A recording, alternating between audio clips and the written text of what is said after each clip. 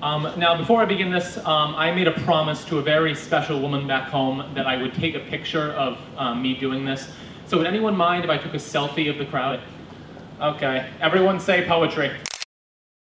Okay, so now let's start this first poem. This first poem is entitled The Glass Slipper Ceiling.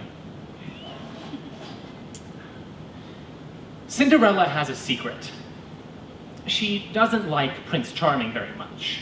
In fact, she doesn't want to use the word hate because she's been working on not using that word anymore because words like that don't help anyone.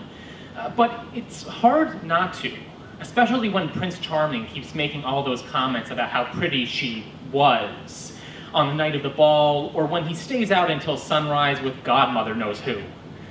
She tries to talk to him, but when they're together, all he can talk about is how many babies they need to have because they need to continue the bloodline.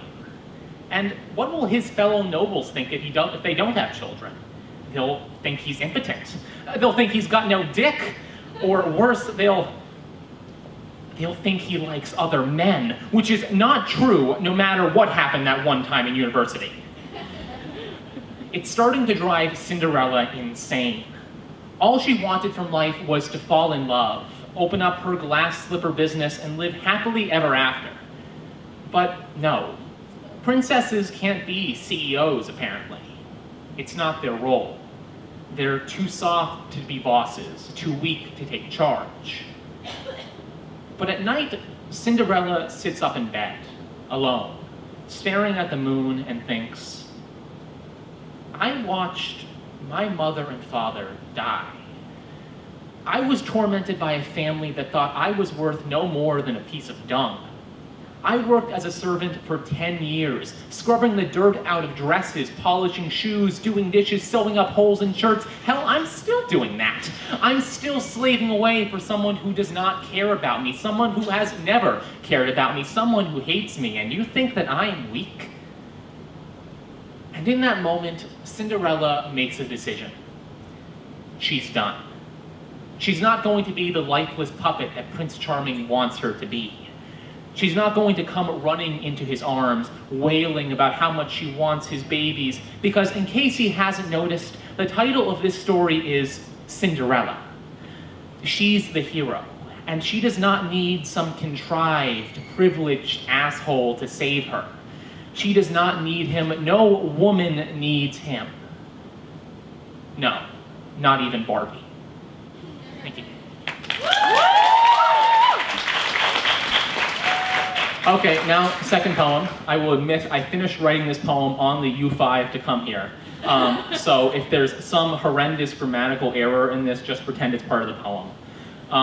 Originally, I thought I was going to be doing this with a mic stand, because I thought I wanted to have one hand free.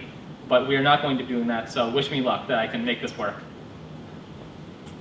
This poem is entitled Gesticulation.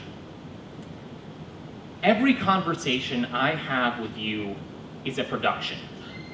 I could watch the way you speak for days, hands twirling in the air, fingers twisting with the speed of hummingbird wings. You look like a musical virtuoso, playing with invisible strings, phantom keys.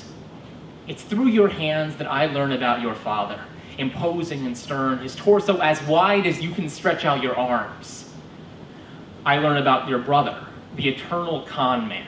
Every claim he makes so suspicious that you have to break out a lifetime supply of air quotes just to quote him correctly. In your palms lives more passion than I've shown my entire life. I'm just Italian, you say, shooing my words away like one might wave away a fly.